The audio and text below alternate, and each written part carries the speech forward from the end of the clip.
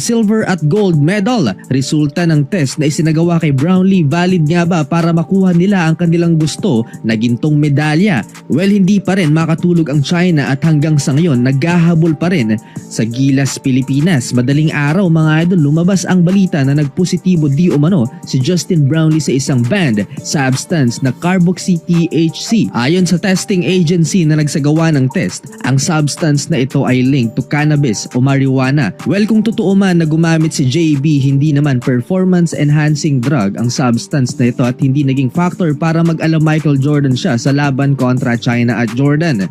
October 7, nagsagawa ng anti-doping control ang testing agency during the Asian Games competition. Isang araw matapos manalo ang Gilas Pilipinas sa Jordan at nakuha ang gintong medalya. Normal sa sports ang drug testing, madalas mangyari ang ganitong senaryo sa mga contact sports gaya na lamang ng boxing. Isa sa pinakapumutok na balita na lumabag sa anti-doping rule ay nang ma-ban ang Russia sa 2020 Tokyo Olympics. 4 years ang sanction, binabaan ng parusa sa 2 taon at nakapag-compete pa rin sa Olympics ang Russia pero nagpalit sila ng pangalan from Russia to ROC.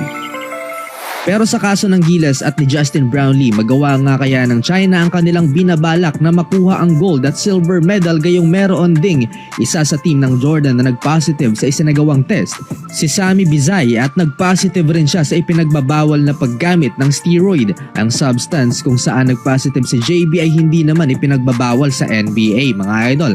Last week pinasuspinde na rin ng ITA o International Testing Agency ang Pinay cyclist na si Ariana Evangelista matapos magpositibo rin sa performance-enhancing drug naman. Sa 10 players na nagpositibo mga idol sa kabuuan ng Asian Games, 2 ay nagmula sa Pilipinas.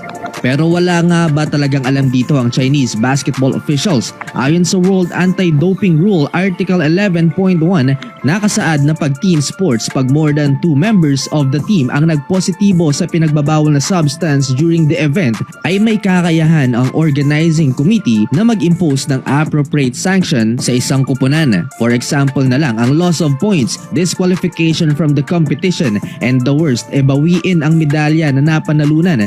Kung babawiin man ng China ang gold medal, grabing pangbubuli yun.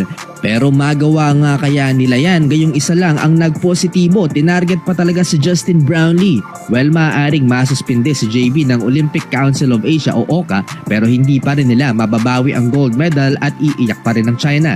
Imagine, nagpositibo si Brownlee at isa pa sa Jordan, tapos ang China wala.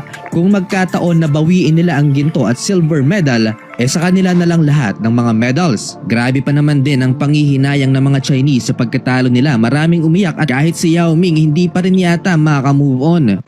Pagod na pagod at